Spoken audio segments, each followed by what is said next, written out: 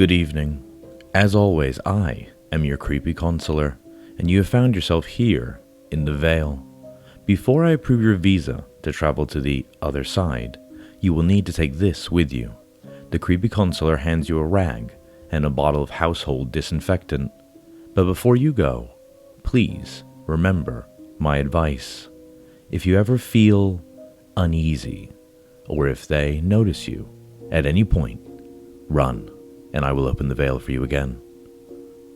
My mother has always been overly obsessed with cleaning, and I'm not just talking about the house. I mean everything. Her car, my clothes, the inside of her ears. Hell, even the cat gets a thorough scrubbing at least once a week. Mom's fixation on cleaning has always been a bit of a thorn in my side, but it used to be somewhat manageable. Now, I'm downright terrified of what it's done to my mother. Mom, please, let me help you with this. You've had a long day. No, Mom replied, refusing to take her eyes off the spot she was scrubbing on the kitchen floor. You're not thorough enough. You know that. I sighed. It was a very blunt way to put it, but she wasn't wrong. Mom expected each tile to be absolutely spotless, and I just didn't have the time nor the dedication to make that happen. Still, I'd be lying if I said I wasn't a little bummed out about it. All I wanted was to spend a little quality time with her, even if it meant relentlessly cleaning the already pristine floors. Okay, I'll be up in my room then, I said, heading for the stairs. I still don't know what made me do it. Maybe it was due to frustration or resentment or a primal need for attention. Maybe it was a mix of all three. What I do know is that what I said next was the catalyst for my mom's downward spiral.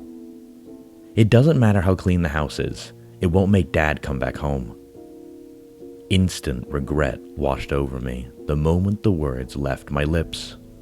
Mom froze, staring holes into the shimmering tile before her. Her eyes began to water, and a deep sense of guilt settled into my stomach. I know. A long, tense silence followed. My brain scrambled for the right words to say, anything to fix what I'd done, but each time I opened my mouth to speak, the apology died on my tongue.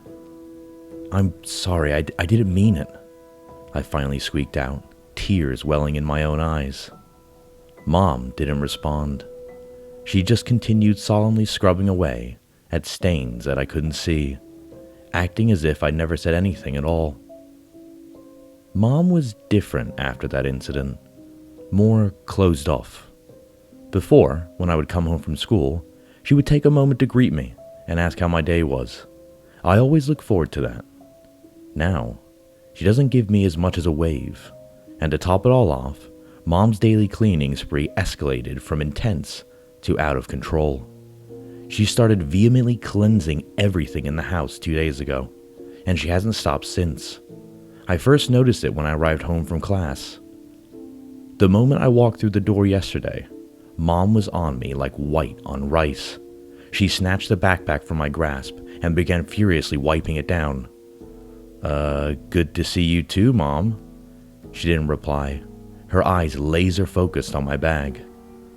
Honestly, she was beginning to frighten me. I knew what I'd said had struck a nerve, but I didn't think Mom was petty enough to ignore me entirely. Yes, I screwed up, but I didn't deserve to be shunned. Mom didn't bother making dinner that evening. She was too busy running my clothes through the wash for the 4th time that day.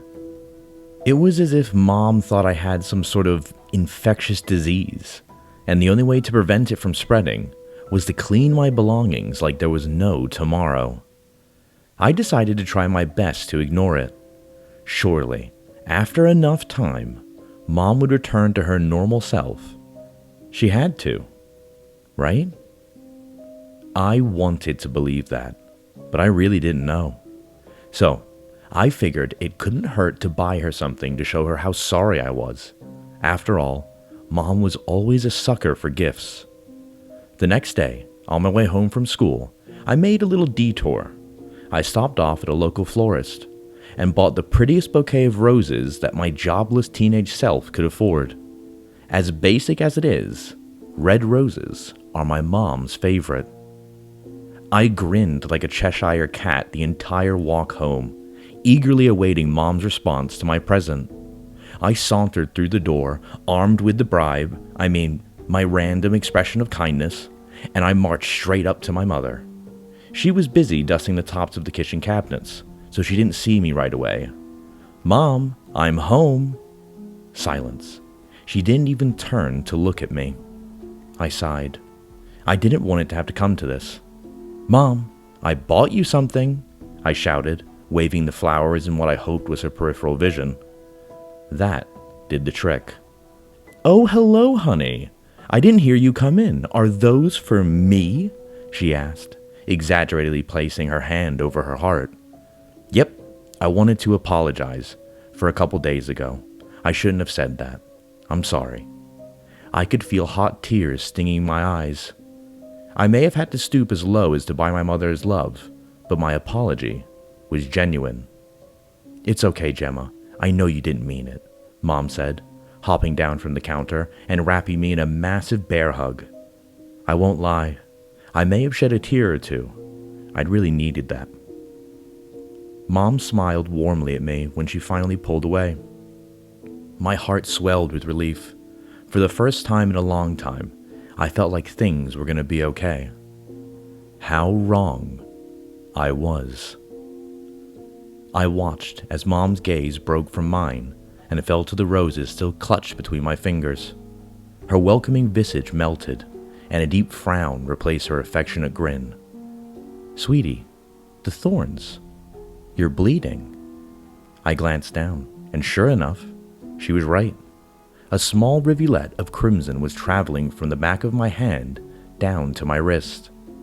I must have been so caught up in the moment that I didn't feel it. "Let me clean that up for you. We wouldn't want it dripping onto the floor now, would we?" Mom said, snatching a wet rag from the sink. I placed the bouquet onto the counter and began backing away. No, Mom, it's fine, really. I'll just go to the bathroom and... Nonsense! I'll take care of it, let me see. Mom, it's okay, I can handle it. Gemma, let me see. Mom gritted her teeth and clutched the rag so tightly that a few droplets of the sink water fell to the floor. "All right," I said, hoping not to anger her any further. "That's a good girl," Mom replied, snatching my wrist. She began rubbing ferociously, wiping at the bloody spot like it was a deadly virus that needed to be eradicated. I released a weak whimper as she continued, unrelenting. "Mom, stop, that hurts," I whined, tugging against her grip. "Just a little bit more. No, let go of me," I shouted, ripping my arm away.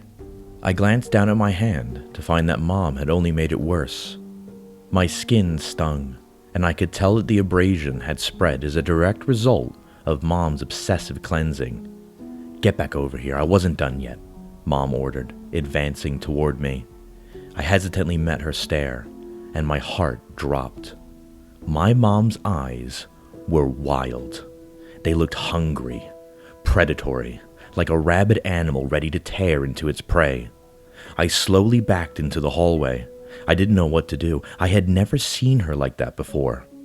"Mom, please, you're scaring me." My voice sounded so brittle in that moment.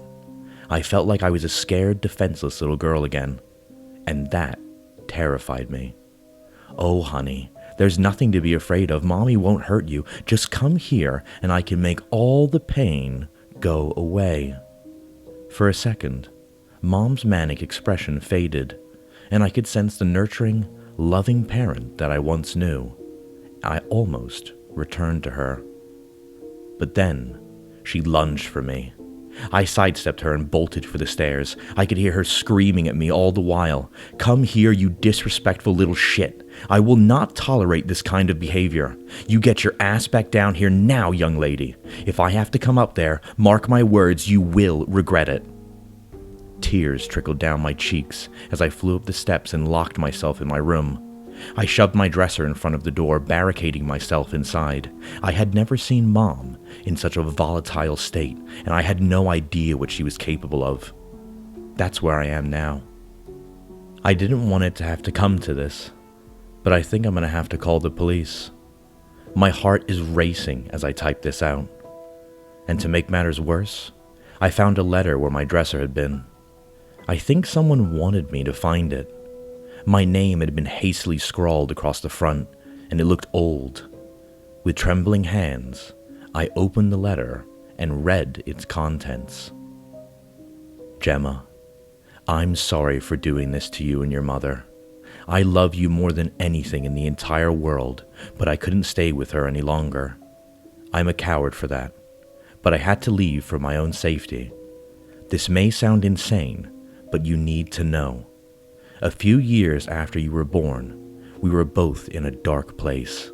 I was drinking heavily, and your mother had turned to the occult. She ended up being possessed by a demonic entity. It reacts to the sight of blood. Whatever you do, never show her if you're bleeding. It will send her into a manic frenzy. Please, stay safe, and know that I will always love you. Yours, Dad. I wish I would have found the letter sooner. It might be too late for me now, but I can smell the potent cleaning chemicals and bleach wafting through the cracks in the door. And Mom is calling in a sickly, sweet voice. Gemma, please come out. I don't mean any harm. All I want is to scrub all that filthy flesh and blood away from your bones.